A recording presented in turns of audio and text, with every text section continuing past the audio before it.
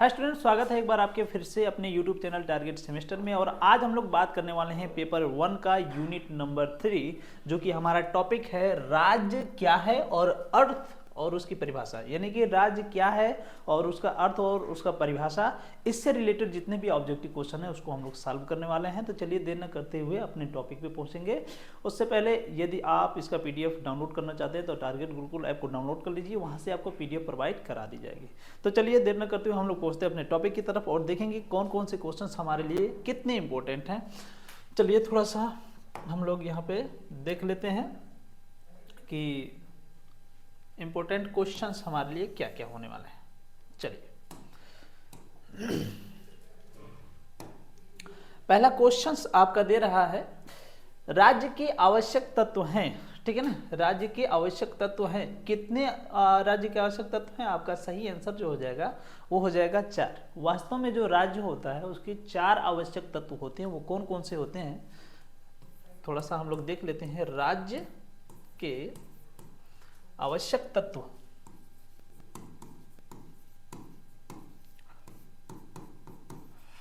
देखिए सबसे पहला होता है भूमि, दूसरा जनसंख्या, तीसरा आपका हो जाएगा सरकार और चौथा आपका हो जाएगा संप्रभुता। ये 4 आपके आवश्यक तत्व है। ठीक है ना, इन्हीं 4 चीजों से मिल करके एक राज्य तैयार होता है, जिसमें भूमि होना चाहिए जिसपे सभी जनसंख्या निवास करेगी, जनसंख्या होनी चाहिए भूमि पे निवास करने के लिए, एक सरकार होनी चाहिए जनसंख्या पे शासन करने के लिए, और उस सरकार के पास अपनी संप्रभुता होनी चाहिए शासन करने के लिए। जो उसके पास पावर होता है उसी को हम लोग संप्रभुता कहते हैं। संप्रभुता से क्या तात्पर्य है? संप्रभुता से तात्पर्य एक ऐसी शक्ति, एक शक्ति जिस पे बाहरी बल का कोई प्रभाव न पड़ता हो। बाहरी बल, बाहरी बल का मतलब क्या है? जैसे किसी अन्य देश के द्वारा इस पे किसी भी प्रकार से अपनी कोई भी नीति, कोई भी नियम, कोई भी कानून इस पे लागू न किया जा सके। यानी कि इसके पास एक संप्रभु शक्ति है जिसके द्वारा ये नियम कानून बना करके अपने राज्य में लागू करेगी, न कि किसी बाहरी शक्ति के द्वारा इस पे किसी भी प्रकार का नियम कानून को लागू किया जाएगा। ठीक है, यही होती है संप्रभुता। सरकार के बारे में आप जान ही रहे हैं, जनसंख्या जानते हैं, भूमि जानते हैं। ठीक है ना, तो आपका सही आंसर हो जाएगा राज्य के आवश्यक तत्व जो होते हैं वो कितने हैं? 4 आवश्यक तत्व हैं। आपका पहला आंसर ऑप्शन नंबर ए सही हो जाएगा। चलिए बढ़ते हैं अगले क्वेश्चंस की तरफ, देखते हैं नेक्स्ट क्वेश्चन हमारा क्या है। दूसरा क्वेश्चन है, निम्नलिखित में से कौन सा एक राज्य का आवश्यक तत्व नहीं है? तो अभी हमने बताया कि जनसंख्या आवश्यक तत्व है, यस है, सरकार है, भूभाग है और सरकार भी है। क्या नहीं है? धर्म नहीं है। ठीक है ना, तो धर्म राज्य का आवश्यक तत्व नहीं है, इसीलिए आप इसको कट कर दीजिए। यही आपका सही आंसर हो जाएगा। क्वेश्चन चूंकि पूछा है कि निम्नलिखित में से कौन सा राज्य का एक आवश्यक तत्व नहीं है, तो जो धर्म है ये आपका आवश्यक तत्व नहीं है। बाकी ये तीनों के तीनों आवश्यक तत्व हैं, इसलिए आपका सही आंसर जो हो जाएगा वो हो जाएगा धर्म। ठीक है ना, धर्म आपका राज्य का आवश्यक तत्व नहीं है। चलिए बढ़ते हैं नेक्स्ट क्वेश्चन की तरफ। नेक्स्ट क्वेश्चन कह रहा है कि एक राज्य जो अपने नागरिकों को अधिकतम सामाजिक सुविधाएं प्रदान करे कहलाता है, क्या कहलाएगा? कल्याणकारी राज्य। देखिए कल्याणकारी राज्य हम उसे कहते हैं जो अपने राज्य के नागरिकों को अधिकतम सुविधा उपलब्ध करा सके। क्या? अधिकतम सुविधा। ठीक है ना, ठीक है ना, अधिकतम सुविधा उपलब्ध करा सके उसे हम लोग कहेंगे कल्याणकारी राज्य। ठीक है ना, तो क्वेश्चन चूंकि पूछा था एक राज्य अपने नागरिकों को अधिकतम सामाजिक सुविधाएं प्रदान करे कहलाता है, तो आपका सही आंसर हो जाएगा कल्याणकारी राज्य। क्योंकि कल्याणकारी राज्य का जो मूल लक्षण होता है वो होता है नागरिकों को अधिकतम सुविधा उत्पन्न कराना या फिर प्रदान करना। ठीक है ना, एक चीज और समझिए, तो इस तरीके से हम लोग कह सकते हैं कि क्या भारत एक कल्याणकारी राज्य है? जी, तो इसका उत्तर हमें मिल जाएगा नीति निर्देशक तत्व के द्वारा। नीति निर्देशक तत्व, देखिए जो भारत के संविधान में नीति निर्देशक तत्व दिया गया है, ठीक है ना, ये नीति निर्देशक तत्व के द्वारा हमें ये ज्ञात होता है कि हमारा जो भारत राज्य है, ठीक है, ये एक कल्याणकारी राज्य की भूमिका निभाता है, ठीक है ना।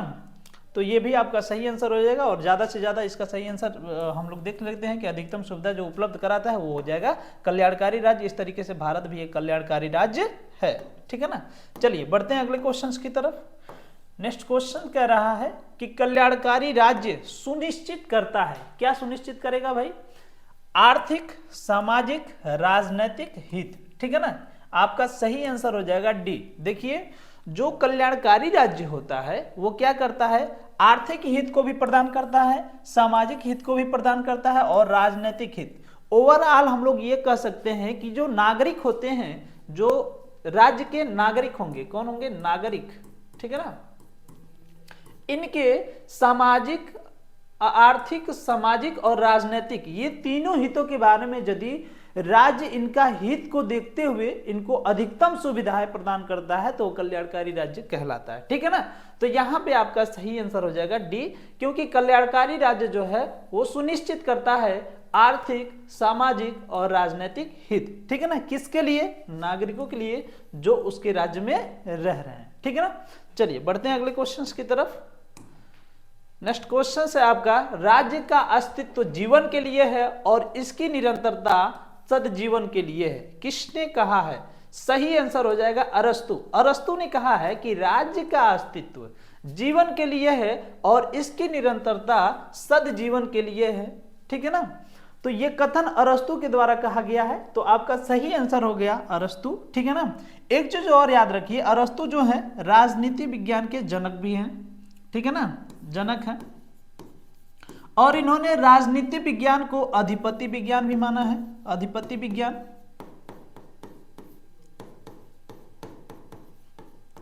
और इन्होंने राजनीति को सर्वोत्तम विज्ञान माना है। क्या माना है? सर्वोत्तम, सर्वोत्तम विज्ञान, ठीक है ना।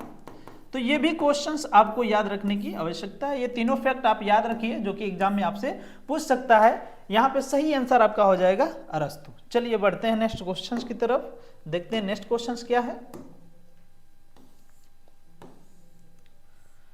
नेक्स्ट क्वेश्चन है आपका, राज्य शोषण का एक यंत्र है, यह कथन किसका है?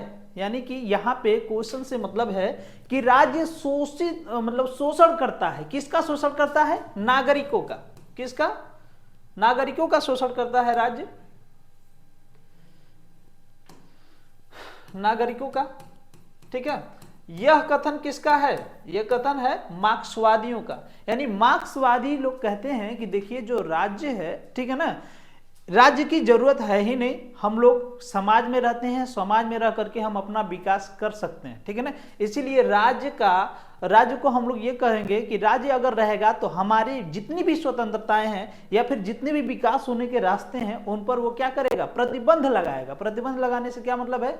जैसे आप देखिए कि जो भारतीय संविधान है वो राज्य के द्वारा लागू किया गया है और भारतीय संविधान में कई ऐसे कानून दिए गए हैं, कई ऐसे रूल्स बनाए गए हैं, नियम कानून बनाए गए हैं जो कि व्यक्तियों को आजादी नहीं देती है। जैसे एग्जाम्पल के तौर पर हम ले सकते हैं कि आप को बोलने की जो अनुच्छेद 19 है, अनुच्छेद 19 के तहत आपको बोलने की स्वतंत्रता दी गई है, लेकिन किसी की मानहानि करके बोलना, किसी के जो स्वतंत्रता उनकी बाधित हो रही है तो अगर हम इस तरीके से बोल रहे हैं कि उनके भावनाओं को ठेस पहुंच रहा है, तो इस तरीके से बोलना, इससे बोलने की आजादी हमारा अनुच्छेद 19 नहीं देता है, ठीक है ना।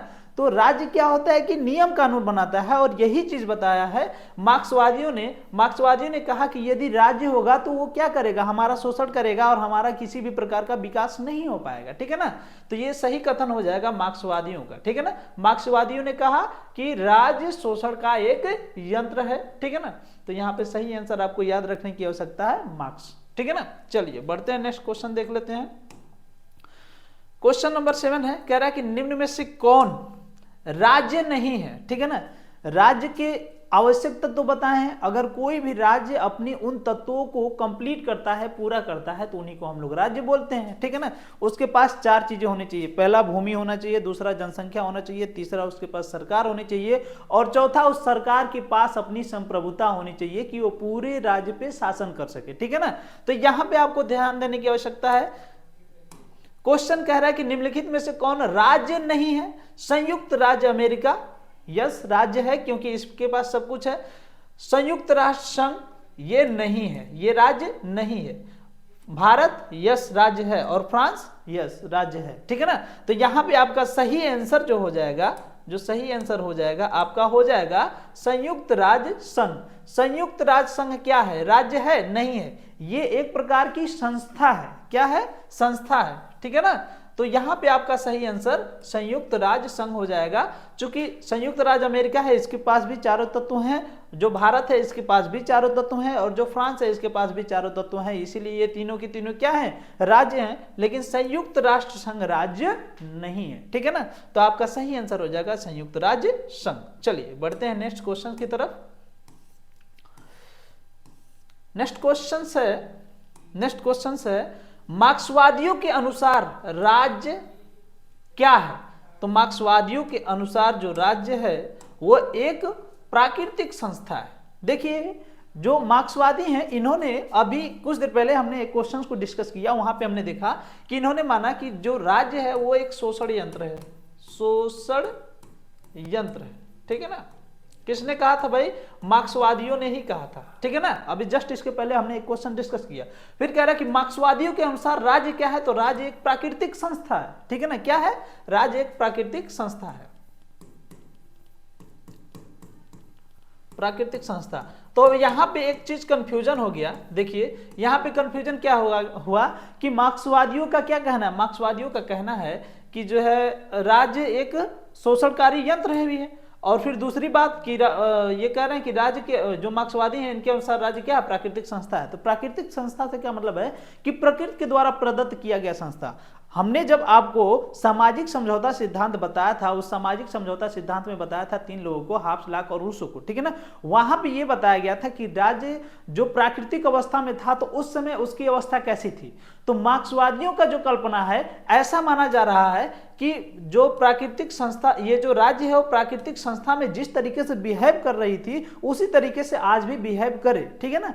ऐसा किसका मानना है, मार्क्सवादियों का। अगर ऐसा ये बिहेव नहीं कर रही है, नियम कानून बना करके उसको हमारे ऊपर थोप रही है और हमारे विकास को रोक रही है, तो ऐसा हम लोग मानते हैं कि ये जो है शोषण यंत्र है, ठीक है ना। किसके द्वारा कहा गया है, ये मार्क्स के द्वारा कहा गया है, ठीक है ना। और मार्क्सवादियों का कहना कि ये प्राकृतिक संस्था और प्राकृतिक तौर पे ही ये काम करे, उससे आगे बढ़कर के ये काम न करे। तो आपका जो सही आंसर हो जाएगा, मार्क्सवादियों के अनुसार जो राज्य है वो एक प्राकृतिक संस्था है, ठीक है ना। और वहीं जो मार्क्स थे, मार्क्स ने कहा कि राज्य एक शोषणकारी यंत्र है, ठीक है ना। तो ये भी आपको याद रखने की आवश्यकता है। जो मार्क्सवादी विचारधारा है वो राज्य का सीधा सीधा विरोध कर रहा है। अगर एक्सेप्ट भी कर रहा है तो क्या कह रहा है कि वो एक प्राकृतिक संस्था के तौर पे ही काम करेगा, अदरवाइज नहीं करेगा। चलिए बढ़ते हैं नेक्स्ट क्वेश्चन की तरफ। आधुनिक राज्य है, आज वर्तमान में जो राज्य हैं वो किस तरीके के राज्य हैं। अंतरराष्ट्रीय राज्य हैं, नहीं है।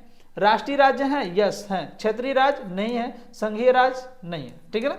यहां पे जो जो आधुनिक समय में हम लोग राज्य देखते हैं, उनका जो स्वरूप है, जो उनका प्रकृति है, एक राष्ट्रीय राज्य के तौर पे है। क्या है, राष्ट्रीय राज्य के तौर पे।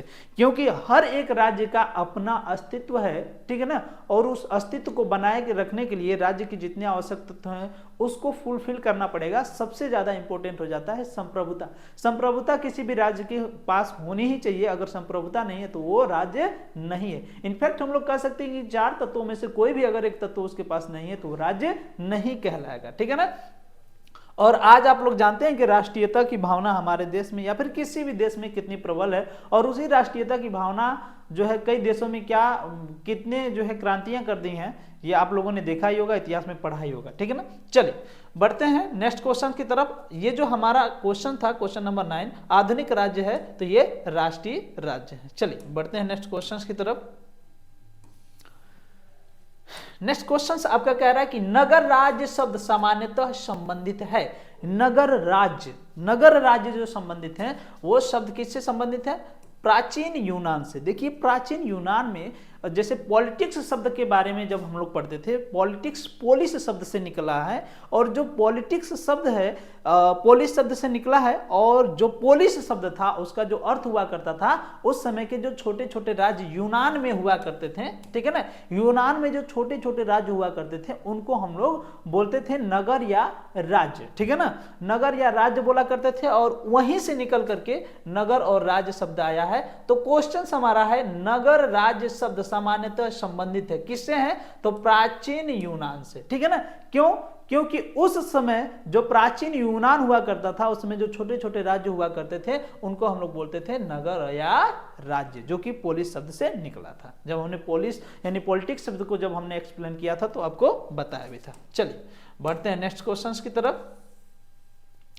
नेक्स्ट क्वेश्चन है आपका, राजनीति विज्ञान का प्रारंभ और अंत राज्य के साथ होता है। सही आंसर आपका हो जाएगा गार्नर महोदय। देखिए गार्नर महोदय कहते हैं कि राजनीति विज्ञान का प्रारंभ और अंत राज्य के साथ होता है, यानी कि जब हम लोग राजनीति विज्ञान को पढ़ेंगे तो किसके बारे में पढ़ेंगे, राज्य के बारे में। किसके बारे में पढ़ेंगे भाई, राज्य के बारे में, ठीक है ना, क्लियर है। और राजनीति प्रारंभ भी होती है राज्य के साथ और खत्म भी इसी के साथ होगी, ठीक है ना। क्यों, किसका कहना है, ये गार्नर का कहना है, ठीक है ना। ये बहुत ही इंपॉर्टेंट, लगभग आपके लिए ये बहुत ही इंपॉर्टेंट 100% एग्जाम में छपने वाला ये क्वेश्चन है, ठीक है ना। राजनीति विज्ञान का प्रारंभ और प्रारंभ और अंत दोनों राज्य के साथ होता है, ठीक है ना। तो आपका सही आंसर हो जाएगा गार्नर महोदय ने ये कोटेशन या फिर ये कथन कहा है। चलिए बढ़ते हैं नेक्स्ट क्वेश्चन की तरफ। नेक्स्ट क्वेश्चन से आपका, निम्न में से कौन सा राज्य का अनिवार्य तत्व नहीं है। ध्यान दीजिए कि यहाँ पे जनसंख्या को हमने बताया था कि उसका तत्व है यश है, भूमि है और सरकार है, न्यायपालिका नहीं है, ठीक है ना। किसी भी राज्य में न्यायपालिका हो भी सकती है, नहीं भी हो सकती है। जहां पे राजतंत्र है वहां पे न्यायपालिका का तो कोई महत्व ही नहीं है। और राज्य अपने हिसाब से न्याय, राज्य का जो राजा हुआ करेगा या फिर जो उसका शासक हुआ करेगा वही न्याय करेगा, ठीक है ना। तो एक तरीके से हम लोग यहाँ मान सकते हैं कि जनसंख्या और भूमि और सरकार और उसके साथ प्रभुसत्ता एक इंपॉर्टेंट एलिमेंट्स है, एक इंपॉर्टेंट तत्व है, ठीक है ना। तो यहाँ पे न्यायपालिका को आप कट कर दीजिए तो आपका सही आंसर जो हो जाएगा क्वेश्चन के अकॉर्डिंग, क्वेश्चन कह रहा है कि निम्न में से कौन सा राज्य का अनिवार्य तत्व नहीं है, तो ये न्यायपालिका आपका अनिवार्य तत्व नहीं है। इसको आप लोग सही कर लीजिए, आपका सही आंसर ऑप्शन नंबर बी न्यायपालिका हो जाएगा। चलिए बढ़ते हैं नेक्स्ट क्वेश्चन की तरफ। नेक्स्ट क्वेश्चन से आपका, राजनीति के मूल तत्व के लेखक हैं या फिर राजनीति के मूल तत्व का लेखक कौन है, तो लास्की महोदय हो जाएंगे। लास्की महोदय ने राजनीति के मूल तत्वों के बारे में बताया था, और राजनीति के जो मूल तत्व हैं उनके बारे में किसके द्वारा कहा गया, लास्की के द्वारा कहा गया, ठीक है ना। तो राजनीति के मूल तत्व, राज्य के मूल तत्व नहीं, राज्य के मूल तत्व तो गार्नर ने बताया था। 4 जो मूल तत्व अभी हमने चर्चा किया कि जो भूमि है, उसके बाद जनसंख्या, जनसंख्या पर संप्रभुता, और एक उसके साथ भूमि, जनसंख्या, संप्रभुता और उसके साथ जो सरकार होनी चाहिए, गार्नर के द्वारा बताया गया है। लेकिन जो लास्की महोदय हैं राजनीति के मूल तत्वों की चर्चा की है। उन्होंने कहा कि राजनीति के मूल तत्व जो होते हैं, ठीक है ना, वो लास्की के द्वारा लिखा गया है, ठीक है ना। लास्की ने एक किताब लिखी है, ठीक है, राजनीति के मूल तत्व, और राजनीति के बारे में इन्होंने बताया भी है, ठीक है। चलिए नेक्स्ट क्वेश्चन से आपका, व्यक्तिवाद के अनुसार राज्य है एक आवश्यक बुराई। किसके अनुसार, व्यक्तिवाद के अनुसार। व्यक्तिवाद के बारे में थोड़ा सा हम लोग चर्चा कर लेते हैं। देखिए जो व्यक्तिवाद है, ठीक है ना, व्यक्तिवाद ये सिर्फ व्यक्तियों के समूह को महत्व देता है। ये कहता है कि राज्य नहीं होना चाहिए, ठीक है ना, राज्य नहीं होना चाहिए। क्यों नहीं होना चाहिए, क्योंकि राज्य नहीं रहेगा तो मनुष्य स्वतंत्र अवस्था में कार्य करेगा, ठीक है ना। और स्वतंत्र अवस्था में जब कार्य करेगा, ठीक है ना, स्वतंत्र अवस्था में कार्य करेगा तो राज्य कि जो व्यक्ति है, ठीक है ना, वो अपना विकास स्वयं ही कर लेंगे, ठीक है ना। राज्य नहीं होना चाहिए, व्यक्ति स्वतंत्र होकर के काम करेगा और अपना विकास वो स्वयं कर सकता है, ठीक है ना। इसलिए व्यक्तिवाद कहता है कि राज्य एक आवश्यक बुराई है, राज्य हमारे लिए जरूरी नहीं है। देखिए मार्क्सवाद ने क्या कहा था, मार्क्स ने क्या कहा था, मार्क्स ने कहा है कि राज शोषण का यंत्र है। किसका यंत्र है? शोषण का यंत्र है, ठीक है ना। और व्यक्तिवाद जो है, व्यक्तिवाद ये क्या कहता है? ये कहता है राज एक आवश्यक बुराई है, ठीक है ना। तो आप एक तरीके से एक दूसरे को कंपेयर करके भी याद रख सकते हैं, क्योंकि आपको याद ही रखना है एग्जाम में जब आप क्वेश्चन सॉल्व कर रहे होते तो आपके दिमाग में क्वेश्चन का जो आंसर है उसका एंट्री हो जाना चाहिए, बस इतना ही। इसी तरीके से आपको याद रखने की आवश्यकता है, ठीक है ना। तो मार्क्स ने कहा शोषण का यंत्र, किसको? राज्य को। और व्यक्तिवाद ने कहा आवश्यक बुराई है, किसको? राज्य को, ठीक है ना। क्योंकि ये दोनों के दोनों चाहते हैं कि भाई आप व्यक्तियों को स्वतंत्र छोड़ दीजिए, व्यक्ति अपना विकास खुद कर लेगा, उसको विकास करने के लिए राज्य की आवश्यकता नहीं, ठीक है ना। चलिए बढ़ते हैं नेक्स्ट क्वेश्चन की तरफ। नेक्स्ट क्वेश्चन है, यह कथन किसका है कि राज्य व्यक्ति का बृहद स्वरूप है? प्लेटो के द्वारा कहा गया है। किसके द्वारा? प्लेटो ने कहा है कि जो राज्य है, ठीक है ना, ये व्यक्ति का ही बृहद स्वरूप है। किसका? व्यक्ति का। यानी व्यक्ति जो वर्तमान में सिर्फ एक व्यक्ति हुआ करता था, धीरे धीरे वो क्या हुआ कि उसके जो संख्या बढ़ी तो धीरे धीरे गांव के फॉर्म में चेंज हुआ, फिर गांव से नगर बने, नगर से फिर जो है नगर राज्य बने, जो कि यूनान का आपका कॉन्सेप्ट निकल करके आया है, जो पोलिस शब्द से निकला हुआ नगर राज्य। तो आज वर्तमान में जो छोटे छोटे नगर हुआ करते थे, आज वही राज्य स्वतंत्र होकर के एक बड़े बड़े राज्य के रूप में जो है बदल गए हैं, ठीक है ना। तो इसकी शुरुआत कहाँ से हुई थी? एक व्यक्ति से हुई थी, और आज जो है एक बहुत बड़े साम्राज्य के रूप में, एक राज्य के रूप में ये बदल गया है। किसका ये कहना है? ये कहना है प्लेटो का। प्लेटो कहते हैं कि जो आज राज्य है व्यक्ति का ही बृहद स्वरूप है। तो आपका सही आंसर हो जाएगा प्लेटो, ठीक है ना। आपको याद रखने की आवश्यकता है, एग्जाम में 100% ये एग्जाम में क्वेश्चन छपने के चांसेस हैं, ठीक है ना। चलिए बढ़ते हैं नेक्स्ट क्वेश्चंस की तरफ। क्वेश्चन कह रहा है आधुनिक संदर्भ में राज्य शब्द का पहली बार प्रयोग किसके द्वारा किया गया है? तो मैकियावेली के द्वारा किया गया है। मैकियावेली को वास्तव में आधुनिक राजनीति विज्ञान का जनक बताया जाता है। आधुनिक राजनीति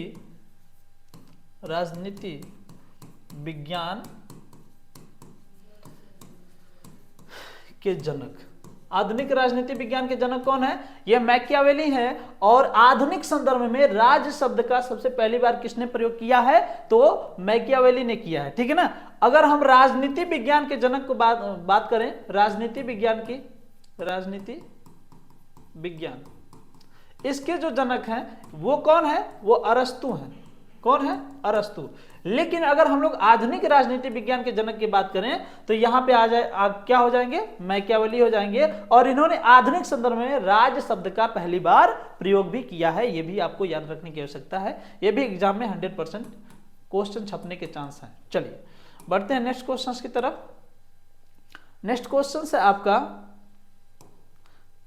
नेक्स्ट क्वेश्चन, निम्नलिखित में से कौन सा एक राज्य का तत्व नहीं है? देखिए फिर से एक बार क्वेश्चन रिपीटेड हो गया। यहाँ पे राजनीतिक दल नहीं है, तो आपका सही आंसर हो जाएगा राजनीतिक दल। भूभाग है और संप्रभुता है और सरकार है, और इन तीनों के साथ साथ आपका जो जनसंख्या है वो भी होनी चाहिए, ठीक है ना। लेकिन जनसंख्या के जगह पे क्या आ गया है? जनसंख्या के जगह पे आ गया है राजनीतिक दल, ठीक है ना।